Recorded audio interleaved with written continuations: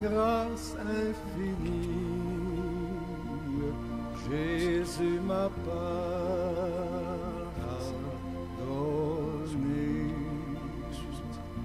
Paix, gloire, amour, bonheur et vie,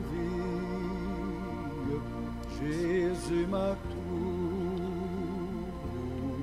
donné.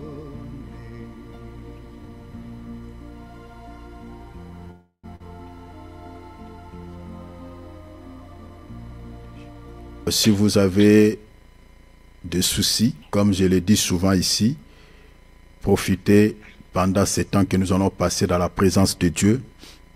Profitez pendant la prière. Présente ton souci au Seigneur. La Bible dit dans l'épître de 1 Pierre chapitre 5, verset 7, l'Écriture dit « Déchargez-vous sur lui de tous vos soucis et lui-même prendra soin de vous. » Donc, celui qui peut prendre soin de ta vie, celui qui peut décanter la situation qui te dérange, celui qui peut t'accorder la solution par rapport à ces soucis, c'est le Seigneur Jésus-Christ. Ce n'est pas une autre personne. Donc, la voie par laquelle le Seigneur peut décanter cette situation, c'est la prière. Il n'y en a pas d'autre ici. La porte par laquelle Dieu peut entrer pour te visiter, pour t'accorder la solution que tu es en train de chercher auprès de lui, c'est la prière. Voilà pourquoi quand tu as un problème, quand tu es malade, quand tu as des soucis, il faut prier parce que c'est par cette voie que le Seigneur te rendra visite, t'accordera la solution. Sois élevé, sois adoré. Tu es digne, Seigneur, ce soir de recevoir l'honneur. Tu es digne de recevoir la grandeur. Tu es digne de recevoir la puissance. Alléluia, sois béni. Merci, Papa. Merci, mon Dieu, mon roi, merci. L'agneau est souverain. L'agneau est souverain. L'agneau est souverain. Oh, l'agneau de Dieu est souverain. L'agneau est souverain. Il y a certaines choses, mes bien-aimés, pour que cela marche, il faut seulement que le Seigneur nous accorde sa grâce. Parce que nous vivons dans un monde où le diable règne et il a rendu beaucoup de choses difficiles pour nous. Voilà pourquoi nous avons besoin de la grâce de Dieu pour que certains domaines qui ne bougent pas, certains domaines qui ne marchent pas, certaines choses qui sont difficiles pour nous soient faciles.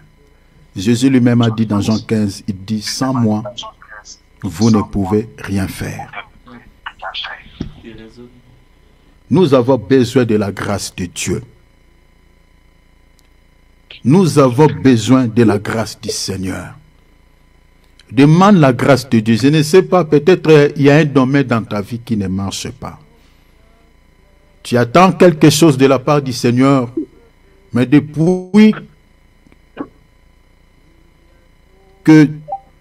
que tu cherches les solutions, il n'y a rien qui bouge, il n'y a rien qui marche. Tu as essayé d'une manière ou d'une autre, mais le résultat est toujours fiasco. Tu as besoin de la grâce de Dieu.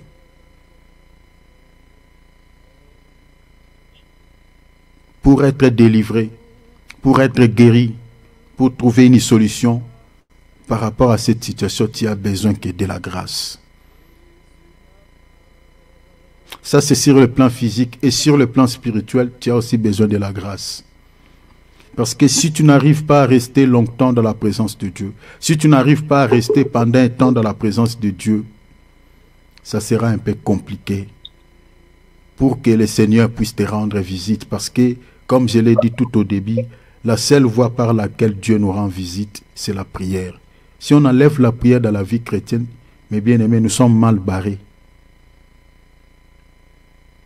Il n'y a pas d'autre voie par laquelle Dieu peut entrer en contact avec nous. Notre moyen de communication avec Dieu, c'est la prière. c'est par cette voie. Voilà pourquoi, en tant que chrétien, tu dois toujours prier. Et le diable, sachant cela, il combat beaucoup la prière. La raison pour laquelle il y a certains chrétiens qui tombent souvent dans l'assoupissement des sommeils. La Bible dit, réveille-toi, toi qui dors, réveille-toi parmi les morts, et Christ t'éclairera. Les sommeils spirituels touchent plusieurs chrétiens, même les hommes de Dieu. Donc pour prier, nous avons aussi besoin de la grâce de Dieu. Pour rester longtemps dans la présence de Dieu, nous avons besoin de sa grâce. Parce que si Dieu ne nous donne pas sa grâce, prier, ça sera tout un corvée. Tu peux tout faire, tu peux essayer. Il y a certaines choses, tu le feras avec beaucoup de facilité quant à la chair. Mais lorsque seulement tu veux entrer en contact avec Dieu, tu vas remarquer que ton cœur n'accepte pas. Ça ne marche pas. Tu sens la lourdeur, tu ne sens pas envie. Tu as besoin de la grâce de Dieu. Un chrétien qui est capable de prier est capable de tout. Par la prière, Dieu peut te révéler des choses qui ne marchent pas dans ta vie, peut te révéler tes ennemis, peut te révéler la cause de certaines choses dans ta vie, peut te révéler beaucoup de choses, peut te faire beaucoup de choses. La prière, mes bien-aimés, c'est la clé de toutes choses dans la vie chrétienne. Alors demande à Dieu la grâce. Si jeûner, c'est tout un problème, demande la grâce. Tu es enfant de Dieu, tu ne peux pas manger du 1er au 30. Il y a un certain moment où tu peux te priver de la nourriture pour être fort sur le plan spirituel. Jésus a dit, il y a certains types de démons qui ne peuvent partir que par des jeûnes et des prières. Les esprits sont de sorte. Il y a certains démons qui sont résistants, qui sont têtus.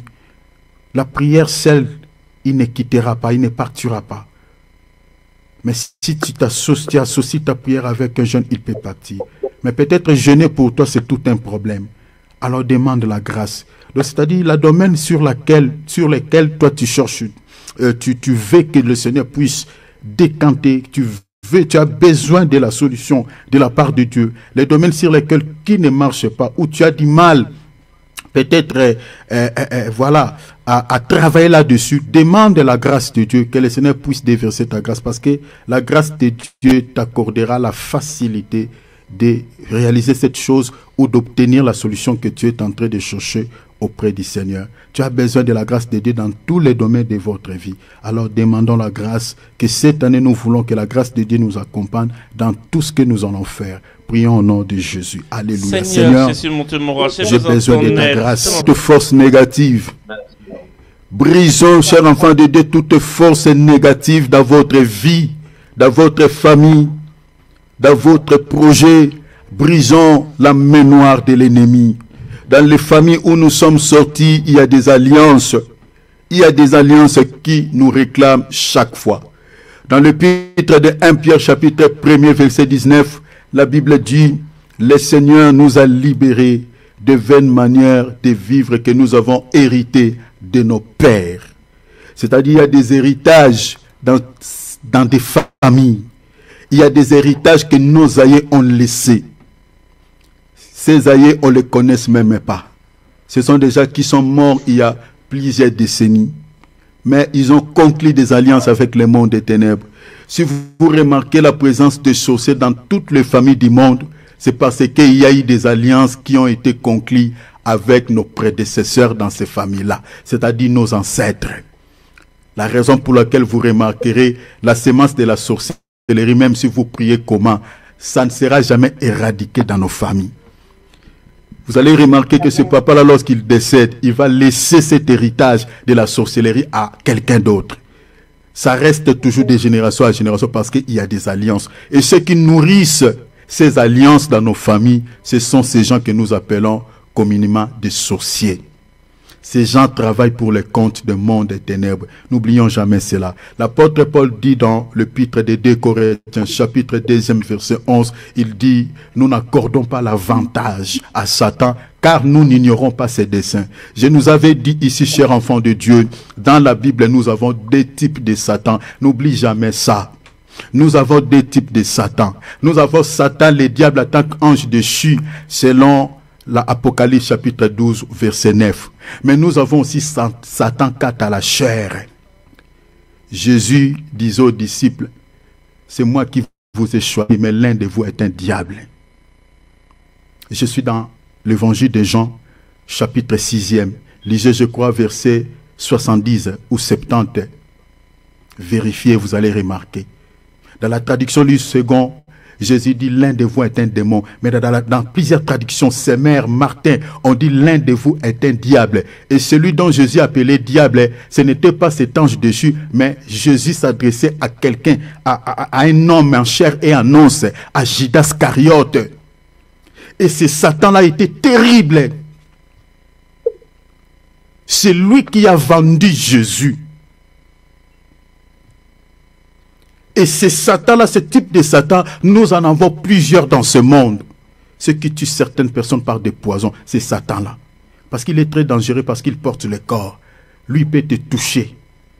Il peut assassiner quelqu'un physiquement. Il peut égorger quelqu'un. Ce sont eux qui créent tous ces désordres que nous avons dans ce monde. Ils créent des virus, ils créent des coronavirus, ils créent des Ebola, ils créent beaucoup de virus que nous avons dans ce monde. Des épidémies, des pandémies, tout ce que vous connaissez comme virus, ce sont eux. Ce sont eux qui sont à l'origine de ces virus. Ils sont là dans des laboratoires avec des robes blanches. Dans un seul objectif d'accomplir Jean 10:10. Ce sont eux qui créent des guerres, ils fabriquent des armes. Pas pour protéger nos nations, mais pour concentrer tu entre nous. Regarde ce qui se passe entre le Rwanda et la RDC. Regarde ce qui se passe entre l'Ukraine et la Russie. Regarde ce qui se passe au Moyen-Orient entre l'Israël et quelques pays arabes. Ce sont eux qui sont à l'origine. Satan quant à la chair. Alors nous allons faire la prière d'autorité, la prière de combat. Cher enfant de Dieu, récupère les armes que Dieu a mis à ta disposition. Les armes spirituelles. La Bible dit, nous ne combattons pas contre la chair et le sang, mais contre les esprits. Il y a des esprits qui travaillent en connivence avec ce Satan que nous appelons quant à la chair. Parce qu'ils travaillent pas ça, ils travaillent en connivence avec ces esprits-là. Renversons leurs desseins dans votre vie. Renversons leurs plans dans votre vie. Tous ces sorciers qui sont dans votre famille, il y a certains que tu ne les connaisses pas, mais eux, ils te connaissent. Dans le viseur, ils savent que oui, dans telle famille, il y a tel. Alors renversons leurs desseins, s'il te plaît. Jésus, dans la prière de notre Père, Jésus lui-même l'a fait mention dans son enseignement de la prière de délivrance. Chaque chrétien, tu dois être capable de faire l'autodélivrance. Jésus dit, délivre-nous du malin. Demande à Dieu qu'il te délivre de ce malin qui est dans votre famille.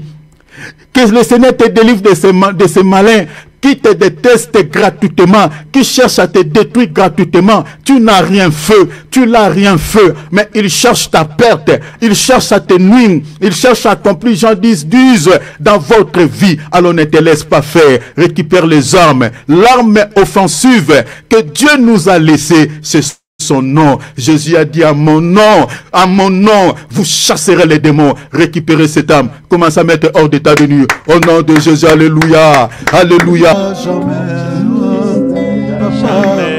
Papa, tout lui est soumis. Jamais. La maladie obtempère, la pauvreté obtempère. Alléluia. Tout lui est soumis. Jamais. Alléluia. Tout lui est soumis. Jamais. Alléluia. Alléluia. Tout lui est soumis. Jamais. Demande-lui selon les désirs de ton cœur. Avant de passer au message, si tu es dans un endroit confortable, mets-toi à genoux, ouvre tes deux mains, que ton cœur parle, s'il te plaît. Sans la présence de ton papa auprès de toi, il n'est pas au ciel, mais il vit dans ton cœur. Alléluia. Présente-lui ton souci, dis papa, me voici devant toi. Je me présente devant toi, Seigneur, délivre-moi de ces soucis. Accorde-moi la solution par rapport à cette situation. Commencez à prier, s'il vous plaît. Alléluia. Mon papa, mon papa, mon papa, mon rocher, mon rocher, mon rocher, mon rocher, mon cœur te parle, mon cœur te demande, mon cœur te prie, mon cœur te demande, mon cœur te demande, mon cœur te demande, mon cœur te demande, mon cœur te demande, oh mon papa, mon papa, mon papa, mon papa, mon cœur te demande.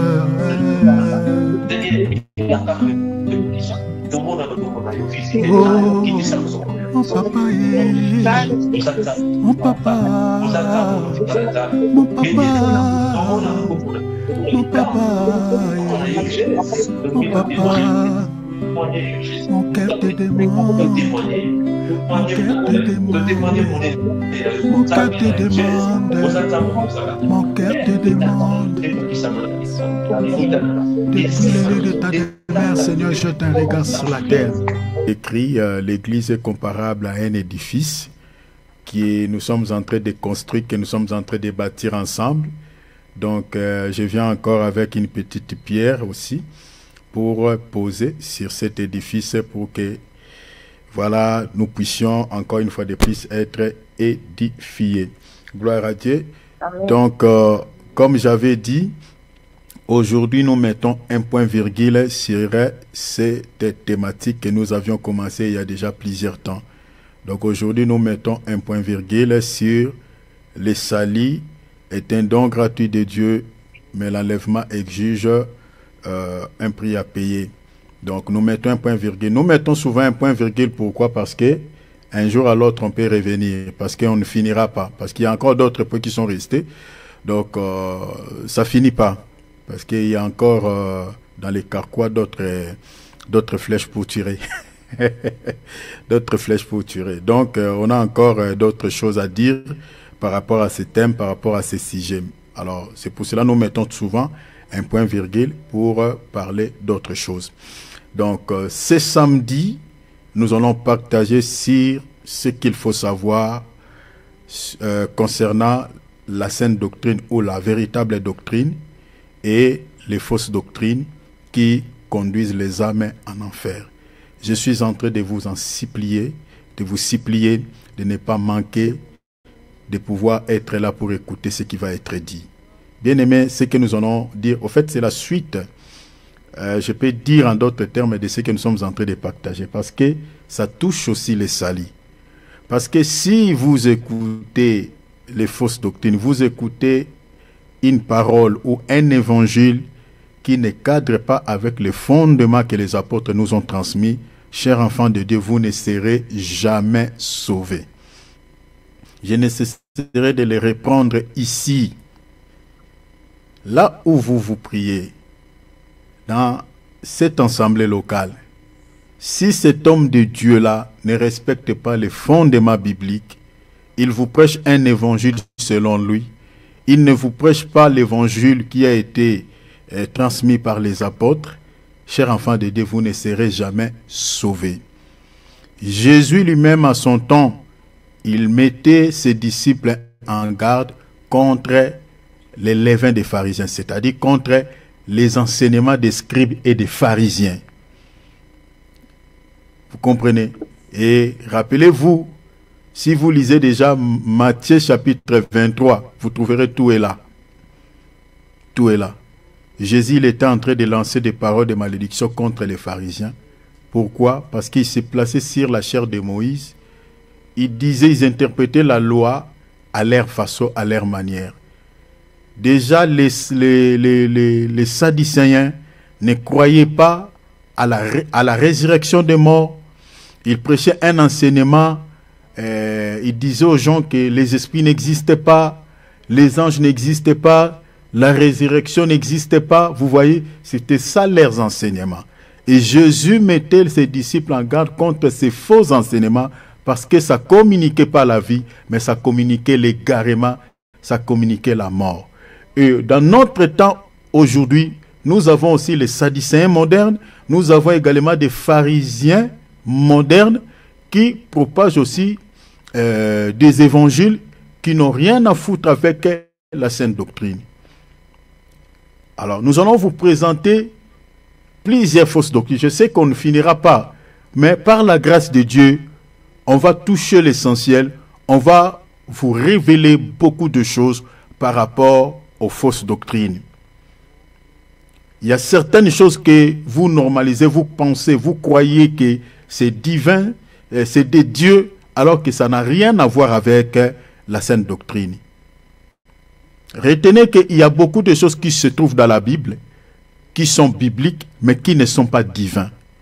Parce qu'il y a certaines personnes qui disent souvent, est-ce que ce que cet homme de Dieu-là fait, est-ce que cela n'est pas biblique? Cela n'est pas écrit dans la Bible. Quelque chose peut être biblique, mais quelque chose peut être biblique, mais dans la sainte doctrine, les apôtres ne nous autorisent pas de les pratiquer dans notre temps, de le faire dans notre temps, selon la sainte doctrine. Le diable est biblique, mais le diable n'est pas une bonne entité ou une bonne créature. Mais le diable est biblique. Est-ce que vous voyez? Les démons sont bibliques, mais ce ne sont pas des belles créatures ou je peux dire des entités qui font du bien aux gens. Mais sont bibliques. La polygamie est biblique, mais selon la sainte doctrine, dans notre temps, on ne peut pas se marier comme c'est fait dans l'ancienne alliance. Un homme ne peut pas se marier avec plusieurs femmes. Mais vous remarquerez dans certaines églises dans notre temps qui confessent Jésus, mais qui autorisent la polygamie. Est-ce que vous voyez cela? Donc on parlera de beaucoup de choses. On parlera sur des baptêmes, la doctrine des baptêmes. On parlera sur au fait la consécration des enfants. On parlera sur les repas du Seigneur. On parlera sur l'ordination que nous sommes en train de voir ça et là dans nos assemblées. On parlera sur beaucoup de choses, sur la dîme. Ça, ce sont des sujets très sensibles aux hommes de Dieu qui aiment percevoir la dîme. Parce que si vous touchez à l'argent, donc tous les hommes de Dieu peuvent te lapider. Parce que ça touche la sensibilité. Mais on n'a pas la force contre la vérité, on n'a que pour la vérité. On va vous révéler certaines choses dans la Bible. Alors, ne manquez pas ce samedi. Ce samedi déjà, on va commencer. Alors, aujourd'hui, je mets un point virgule par rapport à cette thématique sur les salis. Alors, nous avions tantôt dit que les salis est un don gratuit de Dieu. On ne paye rien pour recevoir les salis. On ne paye pas pour avoir les salis. Dieu nous donne les salis gratuitement. Mais il faut retenir que les salis, c'est tout un processus divin à 3 étapes menant à l'enlèvement. Ces 3 étapes sont fondamentales pour être comptées parmi les enlevés. Sont fondamentales. Donc, si vous n'êtes pas passé par là, chers enfants de Dieu, c'est très compliqué pour que vous soyez enlevés. C'est vraiment très très compliqué. C'est très compliqué. Donc, si vous voulez être enlevé, il faut passer par là. Il faut passer par là. Il faut passer par là. Donc, parmi ces 3 étapes cruciales pour être compté parmi les sauvés ou les enlevés, nous avons premièrement quitté l'Égypte. Quitter l'Égypte, c'est le premier comptage parce que quand on quitte l'Égypte, on fait le premier comptage, c'est-à-dire vous êtes compté attaqué enfant de Dieu. Je suis dans Exode 12. Lorsque l'Israël a mangé l'agneau au pays d'Égypte, l'Israël va faire l'exode et avant que l'Israël ne quitte l'Égypte, on avait fait le premier comptage, on avait compté. Et dans les comptages, on avait compté que des hommes, on n'avait pas compté des enfants et les femmes. Et vous avez expliqué que la femme et les enfants expliquent tout simplement la charnalité. C'est-à-dire quand on vit selon la chair, quand on vit dans les péchés, quand on suit le Seigneur, mais on se laisse un tout petit peu entraîner par les désirs de la chair, c'est ça être une femme, c'est ça être un enfant sur le plan spirituel. Mais dans les comptages, quand Dieu compte ses enfants, Dieu ne compte que les hommes. Or, qui est un homme? Un homme, c'est celui qui a la capacité de discerner les biens et les mal. Celui qui fuit les péchés, celui qui marche dans la crainte de notre Seigneur, c'est celui-là qui est un homme. Je suis dans l'épître aux Hébreux, chapitre 5, verset 11. Donc celui qui n'est pas au lait, c'est celui qui mange la nourriture solide, un homme fait. Rappelez-vous, Jésus avait nourri les hommes et les femmes et les enfants du pain. Je suis dans Marc chapitre 8, vous pouvez lire également Jean chapitre 6. Il avait nourri tout le monde du pain, mais dans les comptages, quand on a compté les gens qui avaient mangé du pain, on avait compté exclusivement des hommes. La Bible a dit on n'a pas compté les femmes et les enfants, alors que tous avaient mangé du pain. Pourquoi on n'avait pas compté la femme? Pourquoi on n'avait pas compté l'enfant? Parce que sur le plan spirituel, ces choses étaient prophétiques, c'est-à-dire tel que nous nous réunissons là dans la réunion, donc tel que nous sommes réunis là dans la réunion, ou comme nous avons l'habitude de se réunir dans nos réunions de chaque semaine, tous nous sommes là, nous écoutons la parole. Nous écoutons la parole c'est ça le pain que Dieu nous donne. Mais malgré on peut écouter la parole, malgré nous écoutons tous la parole, Dieu dans ses calculs, il ne compte pas les chrétiens charnels. Parce qu'un chrétien charnel c'est un enfant, un chrétien charnel c'est une femme. Dieu ne les compte pas. Malgré tu écoutes la parole, mais tant que tu n'as pas encore abandonné cette vie de charnalité, donc c'est-à-dire dans les comptages de Dieu ou dans l'église invisible, corps mystique de Jésus-Christ, tu n'es pas compté. Tu n'es pas compté. Alors, nous avons 3 comptages pour atteindre Canaan. Le premier comptage, c'est lorsqu'on quitte l'Égypte. Et le deuxième comptage, c'est dans les déserts. Dans les déserts, traverser les déserts, on ne compte que ceux qui sont capables de porter les armes, à partir de l'âge de 20 ans jusqu'au-dessus. J'avais expliqué que le chiffre 20 explique tout simplement la souffrance et l'oppression. Selon le passage biblique que je vous avais donné ici. Si vous lisez par exemple Genèse 28, vous allez voir que Jacob a travaillé plus de 20 ans chez Laban. Vous comprenez? Donc Jacob a souffert plus de 20 ans pour racheter des femmes. Je vous avais expliqué ces chiffres par rapport à la souffrance et par rapport à l'oppression. Vous remarquerez que le roi de Canaan avait imposé beaucoup de souffrance, beaucoup d'oppression aux enfants d'Israël durant 20 ans. Vous voyez, donc ce chiffre parlait de la souffrance et de l'oppression. Mais dans la révélation, ce chiffre parle aussi beaucoup de choses. Je vous avais expliqué pas mal de choses par rapport à ces chiffres dans la révélation. Je vous avais expliqué ces chiffres parce que vous remarquerez que ces 20 années où Jacob avait travaillé, était chez Laban, ces 20 années est subdivisé en 2 parties.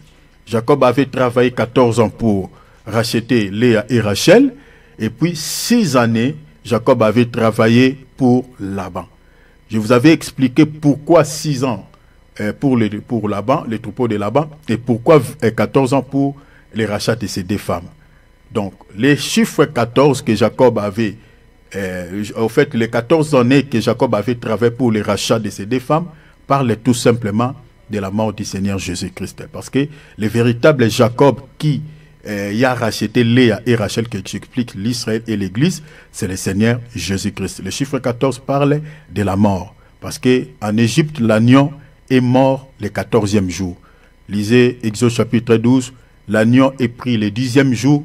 Les chiffres 10 ici, c'est toute une dispensation, c'est la dispensation de la loi, parce que Dieu avait donné à Moïse les 10 paroles de la Torah dans la 7 dispensation. C'est-à-dire, le chiffre 10, c'est-à-dire c'est les 10 commandements ou les 10 paroles de la loi expliquaient tout un temps ou toute une dispensation.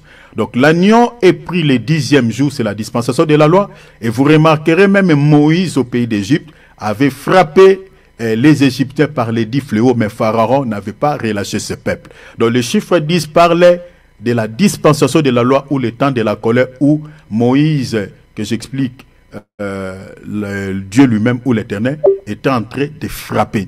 Mais l'agneau va être récupéré le 10e jour, c'est ça Jésus être né sous la loi, selon Galates chapitre 4, verset 4. La Bible dit Jésus est né sous la loi, vous voyez, l'agneau est pris le 10e jour, mais l'agneau sera immolé le 14e jour. Or, le 14e jour, parle seulement de la croix ou parle de la mort du Seigneur Jésus-Christ. Voilà pourquoi j'ai dit que le chiffre 14 années que Jacob avait travaillé, explique tout simplement la mort du Seigneur Jésus-Christ, parce que le véritable Jacob, c'est le Seigneur Jésus-Christ. Alors, le chiffre 6 par rapport à là-bas, explique Moïse, explique également Adam. Vous comprenez? Explique Moïse et puis explique, le chiffre 6 explique Adam. Hein, c'est le chiffre de la chair. J'avais expliqué beaucoup de choses par rapport à cela. J'aurais du mal à répéter tout ce que j'avais dit, mais écoutez nos vidéos précédentes, vous allez comprendre tout ce que j'avais dit. Parce que là-bas avait changé 10 fois les salaires de Jacob. Je suis dans Genèse 28. Lisez ça, vous allez voir ça. Il avait changé 10 fois. Pendant ces 20 années, 10 fois il a changé les salaires de Jacob. Donc, les chiffres 10 par rapport à là-bas parlent aussi de la loi. Donc là-bas, c'est aussi l'image de Moïse, c'est aussi l'image de la loi. Et puis, les chiffres 6 par rapport à là-bas, c'est également Adam. Vous comprenez? Parce que la créature du 6e jour, c'est Adam. Alors, j'avais expliqué beaucoup de choses par rapport à cela.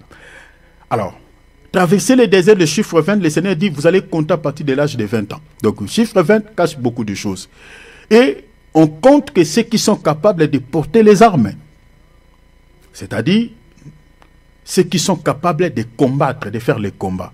Ces choses étaient prophétiques par rapport à nous, parce qu'aujourd'hui, avant d'atteindre Canaan, il faut être capable de combattre dans les déserts.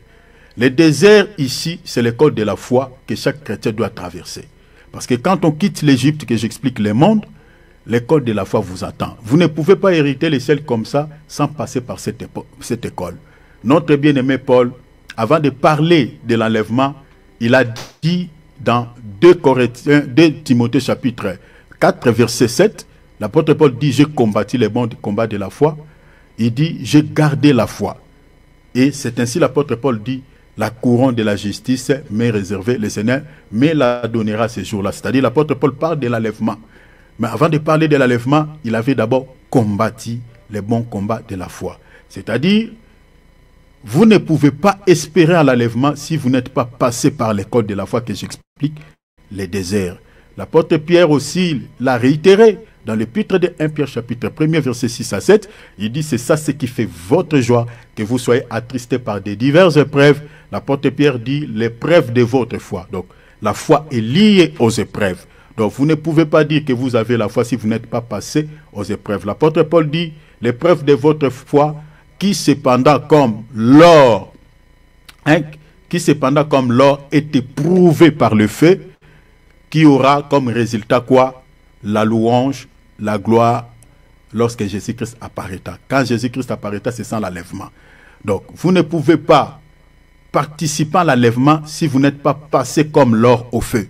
Donc, c'est ça, en fait, la pensée de l'apôtre Pierre. Donc, c'est-à-dire, l'école de la foi ou les déserts, bien aimés, était dispensable. C'est-à-dire, vous ne pouvez pas espérer au pays de Canaan ou à l'enlèvement ou hériter le ciel si vous n'êtes pas passé par les déserts. Donc, c'est un passage obligé. Alors, j'avais expliqué que dans les déserts, Dieu nous donne 3 types d'enseignements. Dieu nous apprend à ce qui concerne l'humilité. Dieu nous enseigne à ce qui concerne sa souveraineté divine. Dieu nous enseigne également les limites de la compréhension humaine. Je nous avais expliqué beaucoup de choses par rapport à ces 3 types d'enseignements que Dieu nous donne dans les déserts. Parce que dans les déserts, il y a beaucoup de choses. Alors, la 3e étape, atteindre Canaan, ça c'est les derniers comptages. On fait les derniers comptages avant d'atteindre Cana. Lisons Nombre chapitre 26, verset 1er à 4. Et puis on va lire verset 51. On lira également 53 à 54. Je crois que ceux qui étaient là la fois passée ont ces passages. Je lis au nom de Jésus. La Bible dit, à la suite de cette plaie, suivez-moi ici très bien parce que je mets un point virgule aujourd'hui. Je dirai quelque chose parce que je vais m'arrêter dans quelques minutes. Suivez-moi attentivement. À la suite de cette plaie, l'Éternel dit à Moïse et à Éléazar, fils du sacrificateur Aaron, verset 2, faites les dénombrements, c'est-à-dire le comptage de toute l'ensemble des enfants d'Israël depuis l'âge de 20 ans et au-dessus. Donc vous voyez ici, avant d'atteindre Canaan, le Seigneur est en train de donner à Moïse et à Éléazar, qui avait remplacé son père Aaron en tant que souverain sacrificateur, le Seigneur leur recommande de répéter ce qu'ils avaient fait dans le désert lorsqu'ils étaient sortis du pays d'Égypte. C'est-à-dire de faire les dénombrements et ils vont compter à partir de l'âge de 20 ans jusqu'au-dessus ceux qui sont capables de porter les armes. Je continue, la Bible dit, ceux qui sont capables de porter les armes, Moïse et les sacrificateurs Éléazar leur parlèrent dans le plain de Moab, près du Jourdain vis-à-vis de Jéricho. Vous voyez, près du Jourdain. Vous comprenez? Or, si vous regardez la carte d'Israël, le fleuve du Jourdain, c'est en Israël. Vous voyez? Donc, vous comprenez que ici, les enfants d'Israël étaient tout proches du pays de Canaan, tout proches d'entrer dans la terre promise. Parce que Jéricho est collé avec la terre d'Israël. Si vous regardez la carte, vous allez voir ça. Donc, ils étaient proches. Mais avant de mettre leurs pieds à la terre promise, le Seigneur ordonne, parce que le pays devait être partagé, mais pas à n'importe qui. Le pays devait être partagé à ceux qui méritent, au fait, à ceux qui ont combattu, à ceux qui ont été capables de porter les armes. Le Seigneur dit à Moïse et à Éléazar, Moïse plutôt et Éléazar dit au peuple, dans la Bible dit, dans le plain de Moab, près du Jourdain vis-à-vis de Jéricho, il dit, on fera les dénombrements depuis l'âge de 20 ans, c'est-à-dire les comptages depuis l'âge de 20 ans et au-dessus, c'est-à-dire les matures, c'est-à-dire sur le plan spirituel, c'est-à-dire ceux qui sont matures, des hommes faits, ceux qui sont capables de manger la nourriture solide. On fera à partir de l'âge de 20 ans et au-dessus, comme l'Éternel l'avait ordonné à Moïse et aux enfants d'Israël, quand ils firent sortir, vous voyez, quand ils firent sortir où? Du pays d'Égypte. Verset 51, je saute. La Bible dit, tels sont ces enfants d'Israël dont on fit les dénombrements.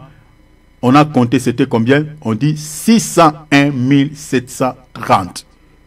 Ceux qui étaient capables de porter les armes. Le nombre, c'était 601 730 personnes.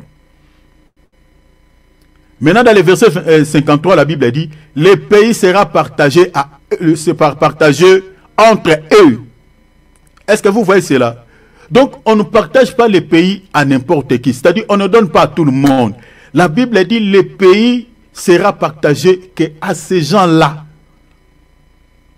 qui sont capables de porter les armes. Chers enfants de Dieu, le ciel n'est pas pour tout le monde. Tous ceux qui remplissent nos assemblées-là, le ciel n'est pas pour eux. Le ciel est pour ceux qui sont capables de porter les armes. Ceux qui ont gardé la foi au moment difficile. Ceux qui ont gardé la foi au moment des épreuves. Ceux qui ont mené les bons combats de la foi. Rappelez-vous, l'apôtre Paul dit dans 1 Timothée chapitre 6 verset 12. L'apôtre Paul dit, combat les bons combats de la foi, saisis la vie éternelle à laquelle tu as été appelé. Le combat de la foi est lié au salut. Le combat de la foi est lié au paradis. Le combat de la foi est lié au royaume des cieux. C'est pour cela, bien aimé, quand tu traverses les épreuves, cher enfant de Dieu, restez fidèle à Dieu, même jusqu'à la mort. C'est ça ce que le Seigneur exhorte à l'église de Smyrne. Je suis dans Apocalypse 10. Le Seigneur dit à l'église de Smyrne, je sais que Satan jettera quelques-uns de vous en prison pour que vous soyez éprouvés. Mais restez fidèles jusqu'à la mort. Le ciel sera partagé aux gens comme Paul. Paul nous dit, j'ai combattu le bon combat de la foi. J'ai gardé la foi. J'ai achevé ma course. Cher enfant de Dieu, achève ta course. Garde, la vie chrétienne, ce n'est pas une vie de bon chic, bon genre. Ce n'est pas une vie facile. Je vous dis, parce que longtemps on nous a caché cette vérité. La vie chrétienne, c'est une vie de combat. C'est une vie qui a pas mal d'épreuves. C'est une vie qui a pas mal de surprises désagréables. Parce que nous sommes comparables à l'or. Or, si tu es vraiment le véritable or, tu seras éprouvé. On te fera passer par le feu. C'est ça ce que l'apôtre Pierre dit. Jésus-Christ lui-même, il était le véritable or. Je suis dans Apocalypse chapitre 3, verset 18. Lamentation chapitre 3, verset 1er, ou chapitre 4, verset 1er. Vous comprenez? Vous pouvez ajouter également Job chapitre 22, verset 24. Jésus-Christ lui-même, il était le véritable or. Mais pour qu'on sache que Jésus était le véritable or, devait aussi passer par les feux. Et le feu sur lequel Jésus était passé, c'est la croix. Vous comprenez? C'était la croix. C'est là où Jésus a été éprouvé. C'est pour cela qu'il dit à l'église de Laodicée, il dit, si tu veux devenir riche, je te conseille d'acheter l'or éprouvé par les faits. L'or éprouvé par les faits, c'était bel et bien lui. Et nous aussi, ces enfants, nous sommes de l'or. Nous sommes de l'or. Nous devons aussi passer comme notre maître. C'est pour cela que Jésus dit dans Luc, tout celui qui veut me suivre, qu'il se charge de sa croix. Mais posez-vous la question, lui, il s'était chargé de sa croix, de la croix. Il était mort pour nous. Mais pourquoi il nous dit encore de se charger? Parce que nous sommes aussi de l'or. Lui, en tant que véritable or, il était passé par l'épreuve, la mort de la croix. Nous aussi, nous devons faire mourir notre chair. Nous devons porter nos croix. Nous devons passer au feu, passer à l'épreuve, comme lui, il était passé. Parce que la croix, c'est l'image des épreuves. La croix, c'est l'image de la souffrance. La croix, c'est le prix à payer. Jésus a payé les prix. La croix au fait de Golgotha, c'est le prix que Jésus avait payé pour que nous soyons sauvés. Et si nous voulons aussi hériter les ciels, Jésus nous dit, il faut que chacun de vous se charge de sa croix. C'est ça la vie chrétienne. Donc vous ne pouvez pas atteindre Canaan, bien aimé, si vous ne faites pas partie des dénombrements où vous n'êtes pas comptés parmi ceux qui hériteront le pays. Le ciel est réservé pour ceux qui ont mené les bons combats de la foi. Mais regardez, dans 2 Timothée chapitre 2 verset 5, la Bible dit, lorsque quelqu'un combat comme athlète, suivez-moi ici, je suis en train d'aller vers la fin de mon message. Suivez-moi très bien parce que je vais clôturer par là. Lorsque quelqu'un combat comme athlète, il n'est pas couronné s'il n'a combattu selon les règles. Donc, c'est-à-dire le combat de la foi que nous menons pour hériter les Canaan, que j'explique le ciel, nous ne combattons pas en désordre, nous ne combattons pas vaille-que-vaille. Il y a des principes divins que Dieu a mis à notre disposition, que nous devons respecter. Si on ne respecte pas ces principes, si on ne respecte pas ces règles, bien aimés, nous sommes mal barrés. La Bible dit ici que quelqu'un, lorsque quelqu'un combat, c'est quelqu'un-là remplace toi. C'est toi en tant que chrétien, c'est nous. C'est quelqu'un-là, c'est l'Église. On dit lorsqu'il combat, la Bible dit comme un athlète, c'est nous qui sommes des athlètes. Il n'est pas couronné. Remplacez la couronne par la récompense. Parce que je dirais quelque chose par rapport à cela. Donc avant qu'il reçoive la couronne comme récompense, on doit vérifier si cet athlète a combattu selon les règles. Vous savez que même dans les combats de boxe, il y a des règles qui régissent les boxes, qui régissent tout ça, ces histoires. Un boxeur, vous voyez, il y a certains boxeurs, vous allez voir vraiment que dans le ring, il est en train de frapper fort, tout ça. Bien aimé. Le coup que le boxeur là est en train de donner à l'autre, s'il est en train de donner des coups dans des endroits où les règles de boxe, de la boxe interdit, ce monsieur-là perdra les points. La raison pour laquelle vous allez voir dans certains combats de boxe, quelqu'un qui a battu, qui a combattu fort, mais à la fin, il n'a pas gagné le combat. On donne les médailles à quelqu'un d'autre. Vous voyez? Donc l'apôtre Paul, en prenant cet exemple, il veut tout simplement nous dire que, attention, nous sommes appelés à combattre pour hériter le ciel, mais attention, il y a des règles, il y a des principes. Nous devons respecter ces principes dans les combats que nous menons. Parce que si on ne les respecte pas, eh bien, nous serons surpris ces jours-là. Le Seigneur nous dira, comme il a dit dans Matthieu 7, 23, 22, « Je ne vous ai jamais connu. » Alors, ces règles représentent la doctrine ou l'ensemble des enseignements que les prophètes et les apôtres nous ont transmis. Ce n'est pas si autre chose. Ce sont la doctrine, c'est l'ensemble des enseignements que les prophètes et nos apôtres nous ont transmis. Je crois que le samedi, je parlerai sur la sainte doctrine et je commencerai par là.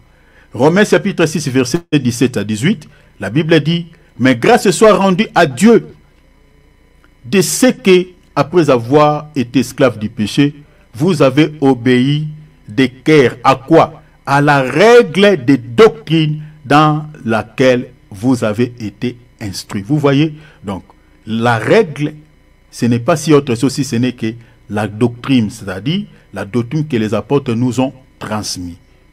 La doctrine ou l'ensemble des enseignements que les apôtres nous ont transmis. Alors, la question maintenant est celle de savoir comment peut-on combattre selon ces règles, ou comment peut-on combattre selon les règles pour obtenir l'enlèvement comme récompense. Ça, c'est une grande question qu'il faut se poser. Parce que le combat que nous menons, c'est le prix que nous payons. C'est le coût de l'enlèvement. Maintenant, la question maintenant qu'il faut se poser, comment maintenant doit-on ou peut-on combattre selon les règles pour obtenir l'enlèvement comme récompense? La réponse se trouve dans l'épître de 1 Corinthiens, chapitre 9, versets 24 à 27. Lis avec moi ces passages, parce que je suis en train d'aller à la fin de mon message. Suivez-moi très bien, parce qu'il faut combattre selon les règles. Mais regardez, j'ai pris un verset qui nous montre noir sur blanc comment on peut mener ces combats de la foi. Hein? Pendant que nous sommes là sur la terre, comment on peut mener ces combats? Comment peut-on combattre selon les règles de la doctrine pour hériter le ciel comme récompense? 1 Corinthiens 9, 24 à 27. La Bible dit, « Ne savez-vous pas que ceux qui courent dans les stades, ceux qui courent dans les stades, qui sont-ils? » Tout à l'heure, l'apôtre Paul a parlé des athlètes. Les athlètes, ce sont des gens qui courent dans des stades. Il dit, « Ne savez-vous pas que ceux qui courent dans les stades courent tous, mais qu'un seul remporte le prix? » L'apôtre Paul dit, « Courez de manière à les remporter. » Donc l'apôtre Paul ici, il était en train de prêcher en connaissance. Il a pris un exemple du monde. Parce que à leur temps, il y avait aussi des stades, il y avait des jeux dans des stades, il y avait des gens qui couraient dans des stades. Il a récupéré un exemple du monde parce que quelque part l'apôtre Paul dit, la nature elle-même ne vous enseigne-t-elle pas? Quand on récupère, on prend un exemple de la nature pour tirer une leçon spirituelle là-dessus, là on prêche dans la connaissance. Et là il était en train de prêcher dans la connaissance, il dit, courez de manière à les remporter. Maintenant dans les versets 25 il dit, tous ceux qui combattent, suivez-moi ici très bien, c'est très important cette écriture par rapport aux règles de la doctrine. Tous ceux qui combattent s'imposent de toute espèce d'abstinence. Ça c'est magnifique. De toute espèce d'abstinence. Et ils le font pour obtenir une couronne corruptible. Remplacer la couronne ici par la récompense. Maintenant il dit, mais nous, faisons-le pour une couronne ou pour une récompense incorruptible. Pourquoi je suis en train de parler souvent de la récompense? Parce que tout à l'heure, je vous donnerai une écriture qui montre noir sur blanc que l'enlèvement est une récompense. Donc l'apôtre Paul ici nous exhorte. Je continuerai dans le verset 26, mais je vais expliquer d'abord quelque chose ici. Nous exhorte. Il a pris l'exemple des gens qui combattent, donc comme des boxeurs, comme des athlètes, les gens qui courent dans des stades, pour nous instruire là-dessus.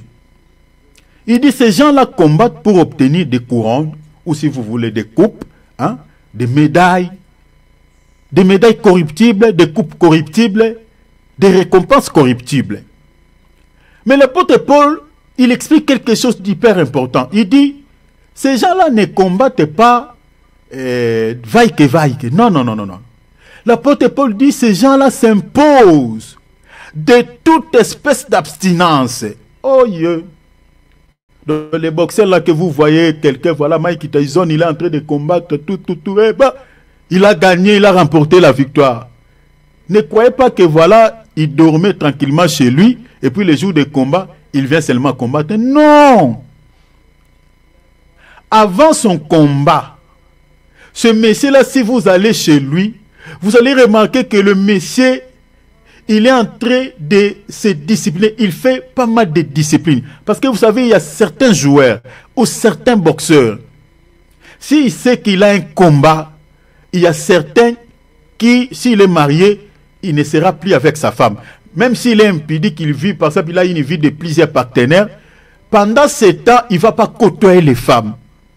Il va aller peut-être dans des endroits pour fuir toutes ces distractions, pour aller travailler. Donc, durant un temps, ces gens-là s'imposent pas mal de disciplines. Ils se disciplinent comme pas possible. S'il est par exemple quelqu'un qui boit beaucoup, hein, de l'alcool ou le vin, pendant un temps, il va s'abstenir de ces choses. Si c'est quelqu'un qui fume beaucoup la cigarette, pendant un temps, il va se discipliner, il va arrêter.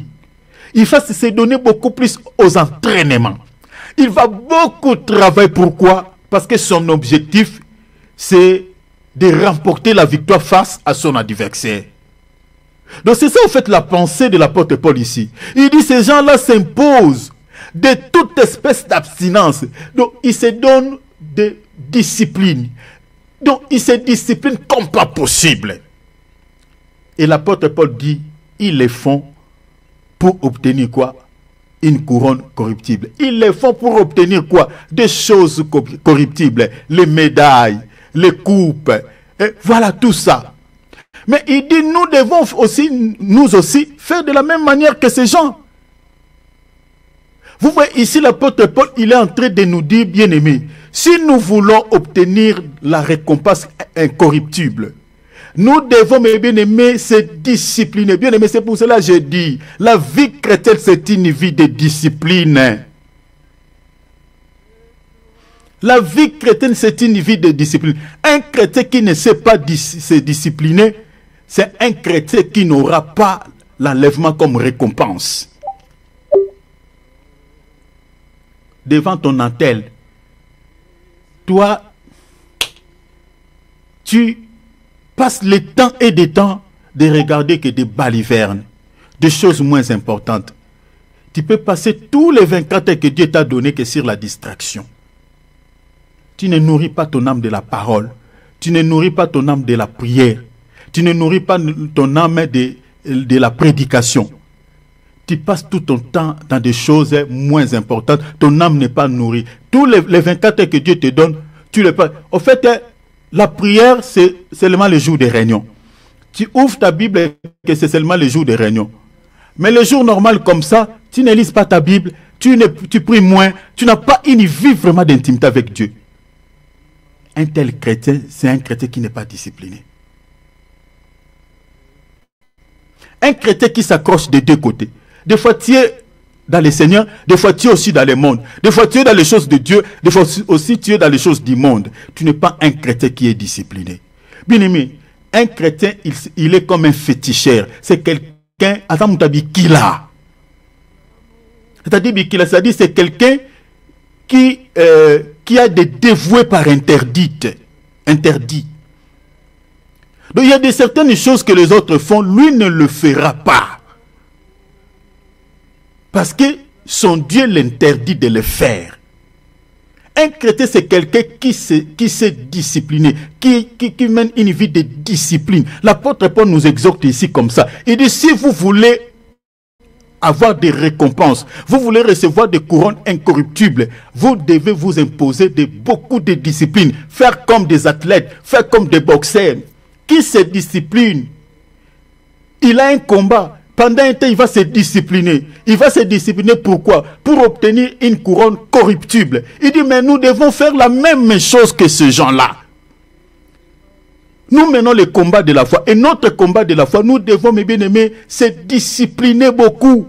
Parce que nous allons obtenir l'enlèvement comme une récompense. Regardez, lisons. Hébreux chapitre 11, verset 5 à 6. Je suis dans la traduction seconde 21.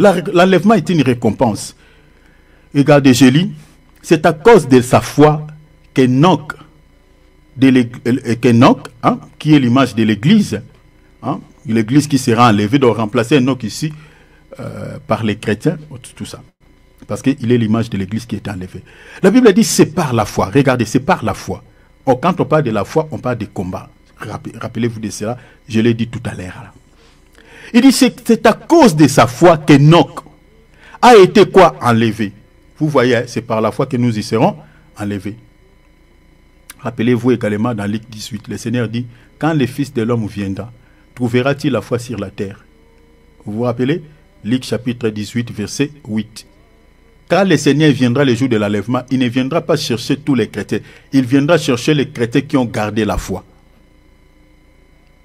Maintenant, quand on parle de la foi, je vous ai toujours dit, on ne peut pas parler de la foi sans parler des épreuves, sans parler des souffrances. Partout où on parle de la foi, on fait toujours référence à toutes ces choses-là. C'est-à-dire, ce sont des chrétiens qui gardent la foi au moment des difficultés, au moment des souffrances. Maintenant, ce sont ces chrétiens-là que le Seigneur viendra chercher, selon Luc chapitre 18, verset 8. Parce que la Bible nous montre ici, il y a un exemple de quelqu'un qui était enlevé par la foi. La Bible dit c'est à cause de sa foi qu'Enoch a été enlevé. Et on ne l'a pas, la Bible dit on ne l'a plus retrouvé parce que Dieu l'avait enlevé. Avant d'être enlevé, il avait en effet réussi les témoignages. Il y a encore d'autres choses à dire là-dessus.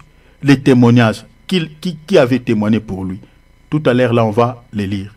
On lira cela. On dit, en effet, il avait en effet reçu le témoignage qu'il était agréable à Dieu. Vous voyez ici, Enoch fut agréable à Dieu.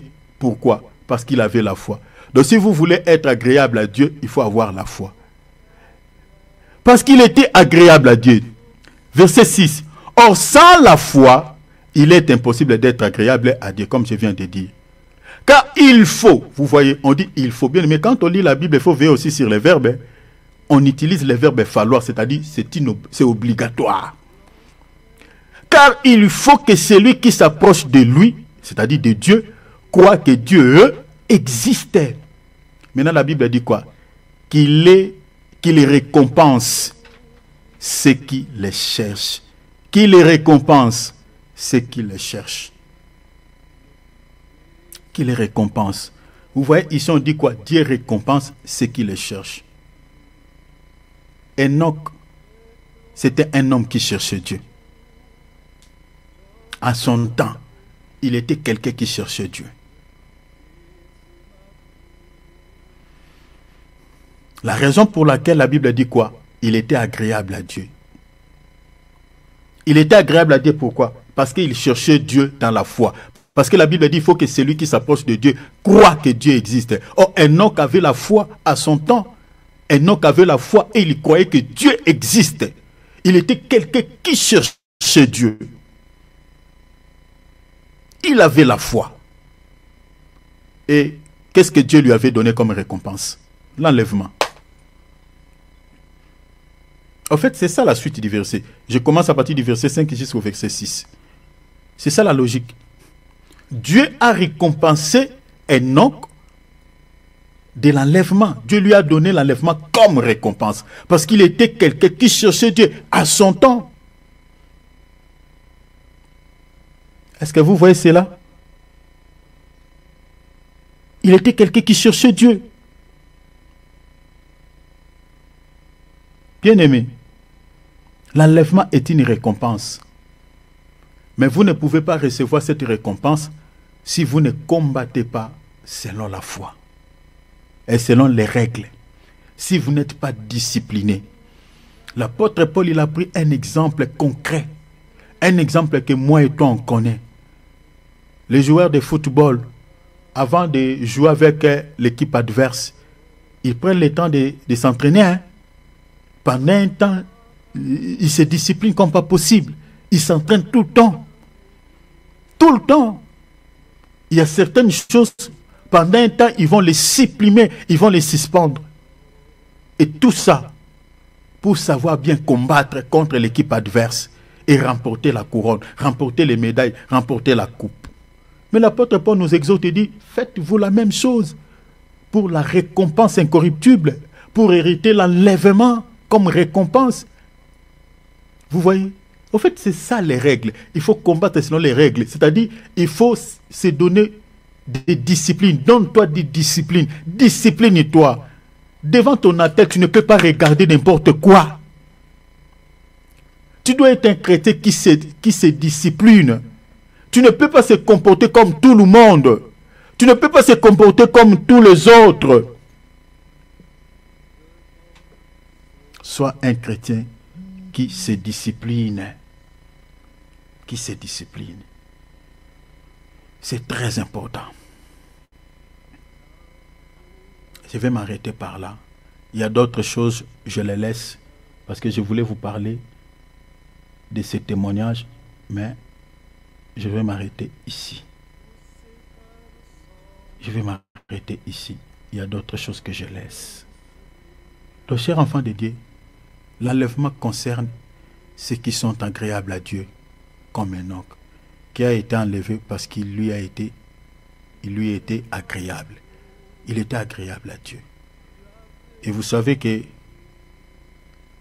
comme l'apôtre Paul dit, si vous lisez par exemple dans Romains 12, 1, il dit, je vous exhorte donc, frères, à offrir vos corps comme un sacrifice à Dieu. Comme un sacrifice à Dieu. Si tu veux être agréable à Dieu, il faut que tu offres ton corps comme un sacrifice. Comme un sacrifice. Mais ce sacrifice-là doit être un sacrifice agréable. Vous savez, quelque chose qui est agréable, c'est quelque chose aussi qui dégage un bon parfum. Quelque chose qui est de bonne odeur. Or, un sacrifice que Dieu aime doit être un sacrifice vivant.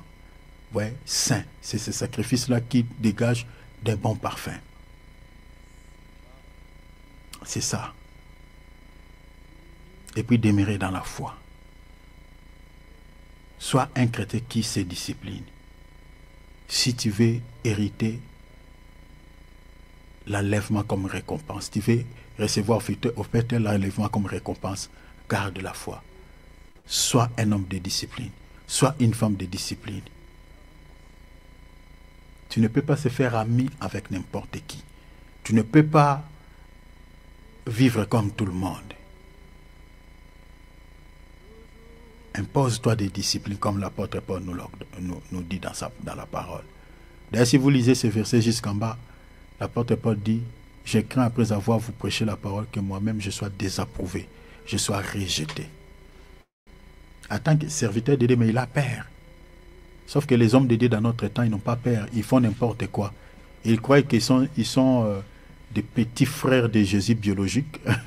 Donc, et ils hériteront les ciels. Pourquoi? Parce qu'ils prêchent la parole, parce que, voilà, ils ont des grandes églises. Alors, beaucoup seront surpris.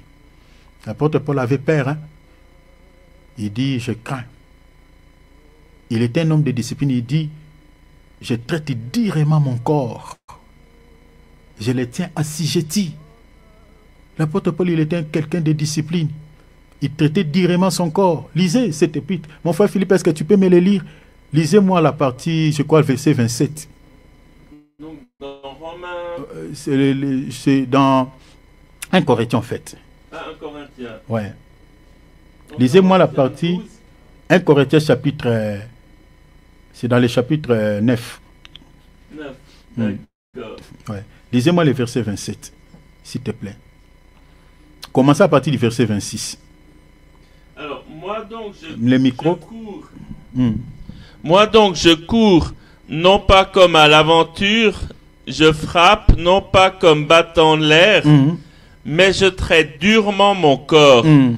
et je le tiens assujetti, Hmm. de peur d'être moi-même désapprouvé, Hmm. après avoir prêché aux autres. Vous voyez? Désapprouvé, en d'autres termes, rater l'enlèvement, après avoir prêché aux autres. Donc, ce qu'il était en train de dire là aux Corinthiens, à l'église de Corinthe, il donne l'exemple de lui-même. Il dit, moi là, tel que vous me voyez, moi-même aussi, je travaille. Je travaille là-dessus. Je traite durement mon corps. Je le tiens assujetti. Je m'impose pas mal de discipline. Cher enfant de Dieu, les apôtres sont notre modèle. Si eux pouvaient se discipliner, pouvaient traiter l'apôtre Paul, traiter durement, nous là. Cher enfant de Dieu, la vie chrétienne, c'est une vie de discipline, c'est une vie de sacrifice. Tu ne peux pas vivre n'importe comment. Tu ne peux pas te comporter n'importe comment. Tu dois être quelqu'un de discipliné. Il faut savoir discipliner ta vie. C'est très, très important. Si tu veux hériter le ciel, si tu veux recevoir l'enlèvement comme une récompense. Voilà, je m'arrête là. Dieu vous bénisse abondamment. Amen. Merci. Dieu te bénisse, mon frère Thierry. Amen, amen, mon frère Philippe. Merci beaucoup, Amen, Maman Adrienne. amen. Donc, Dieu vous bénisse. Amen. Merci chérie, Merci merci beaucoup. frère David, merci beaucoup mes bien-aimés. Donc voilà, que le Seigneur nous aide, nous allons prier. Donc le samedi, nous allons nous réunir le samedi à 15h, heure de France, et puis 14h, heure d'Afrique. Le dimanche, c'est à 10h, heure de France, 9h, heure d'Afrique. Donc ne manquez pas. Donc nous allons partager des choses très, très importantes. Nous allons prier. Remercions le Seigneur pour le temps que nous venons de passer dans sa présence. Seigneur, Demande à Dieu que tu sois un homme de discipline. Prions au nom de Jésus. Père, merci pour le temps que nous venons de passer dans ta présence. Seigneur, je suis mon Aidez-nous, Seigneur, à être, Seigneur,